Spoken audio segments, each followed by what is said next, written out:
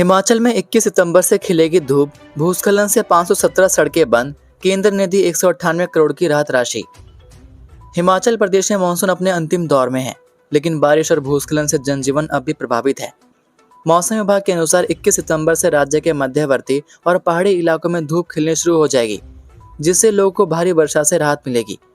विभाग का अनुमान है कि 19 और 20 सितंबर को मैदानी और मध्यवर्ती हिस्सों में हल्की से मध्यम बारिश हो सकती है, जबकि 21 से 23 सितंबर तक मैदानी इलाकों में हल्की बारिश के अलावा अन्य भागों में मौसम साफ रहेगा।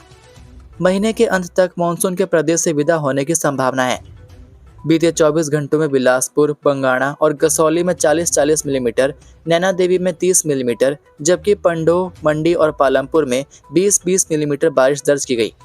कई इलाकों में तेज गर्जना और कुछ जगहों पर अंधड़ भी चला। इस बीच केंद्र सरकार ने हिमाचल प्रदेश को आपदा राहत के लिए बड़ी राहत दी है।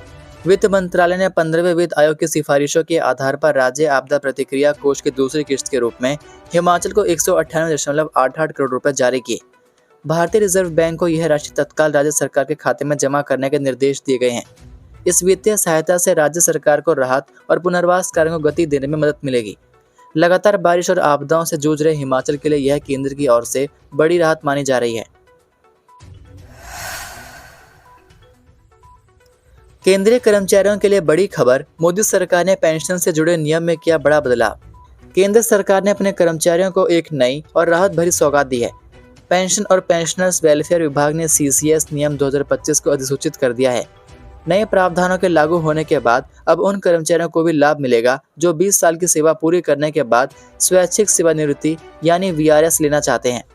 नियमों के मुताबिक अगर कोई कर्मचारी 20 वर्ष की नौकरी पूरी करने के बाद वीआरएस लेता है तो उसे प्रो रेटा आधार पर पेंशन मिलेगी, यानी सेवा अवधि के हिसाब से निश्चित भुगतान का लाभ दिया जाएगा। हालांकि पूरी गारंटीड पेंशन का अधिकार केवल तब मिलेगा जब कर्मचारी 25 साल की सेवा पूरी करेगा।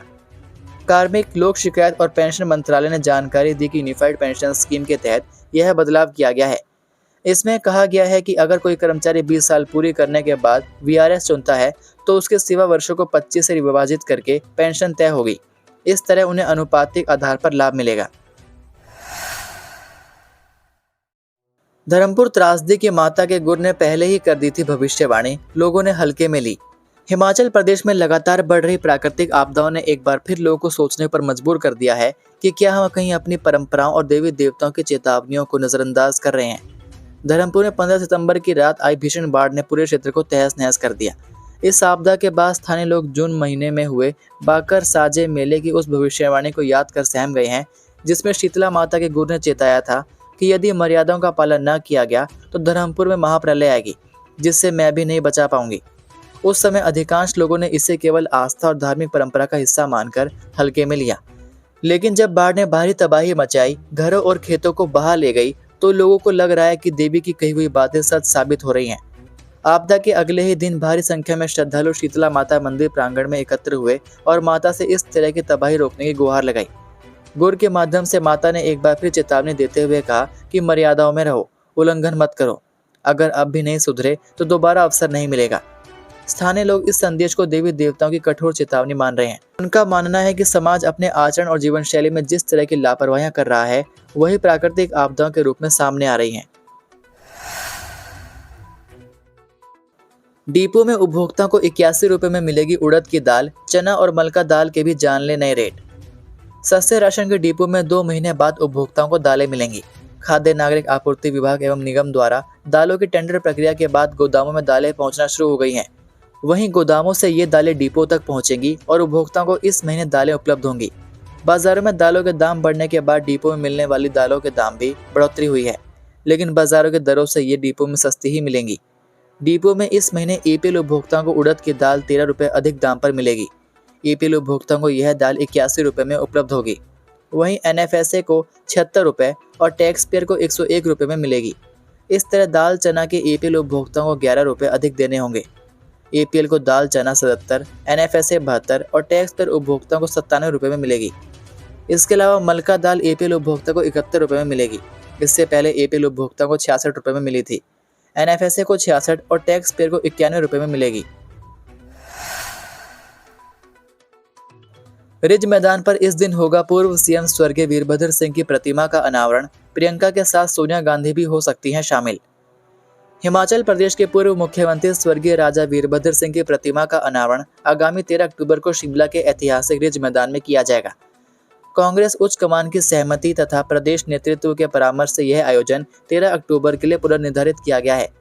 इस अवसर पर अखिल भारतीय कांग्रेस कमेटी की महासचिव एवं सांसद प्रियंका गांधी वाड्रा, मुख्यमंत्री सुखविंदर सिंह सुक्खू, प्रदेश प्रभारी रजनी पाटिल, प्रदेश कांग्रेस अध्यक्ष प्रतिभा सिंह तथा कई विशिष्ट अतिथि उपस्थित रहेंगे। कांग्रेस के वरिष्ठ नेता एवं पूर्व राष्ट्रीय अध्यक्ष सोनिया गांधी का भी स्वास्थ्य अनुमत होने पर आयोजन में सम्मिलित होना प्रस्तावित है। आपको बता दें कि पहले वीरभद्र की जयंती पर गत 23 जून को प्रतिमा का अनावरण प्रस्तावित था, लेकिन हिमाचल प्रदेश में प्राकृतिक आपदा तथा जानमाल की भारी क्षति को देखते हुए वीरभद्र सिंह फाउंडेशन के सदस्यों ने सर्वसम्मति से इस समारोह को स्थगित करने का निर्णय लिया था। शिक्षण संस्थान में शर्मनाक करतूत, ITI छात्रा से शिक्षक ने की अश्लील हरकतें। हिमाचल प्रदेश के हमीरपुर जिले के बड़सर उपमंडल में एक ITI छात्र से छेड़छाड़ का गंभीर मामला सामने आया है। इस घटना ने गुरु शिष्य के पवित्र रिश्ते पर सवाल खड़े कर दिए हैं और क्षेत्र के लोगों, विशेषकर अभिभावकों में गहरा रोष है। बड़सर पुलिस थाने में छात्रा की मां ने शिकायत दर्ज कराई। शिकायत के अनुसार उनकी बेटी बणी में स्थित ITI में प्रशिक्षण ले रही है। हाल ही में छात्रा ने अपने परिवार को बताया कि संस्थान में काम करने वाले एक शिक्षक ने उसके साथ अश्लील हरकतें की। यह सुनकर पूरा परिवार सदमे में आ गया और उन्होंने तुरंत पुलिस को सूचना दी। पुलिस ने शिकायत के आधार पर मामला दर्ज कर लिया है। पुलिस ने आरोपी शिक्षक को हिरासत में लेकर उससे पूछताछ शुरू की। पुलिस का कहना है कि वे मामले की तह तक जाकर हर पहलू से जांच कर रहे हैं।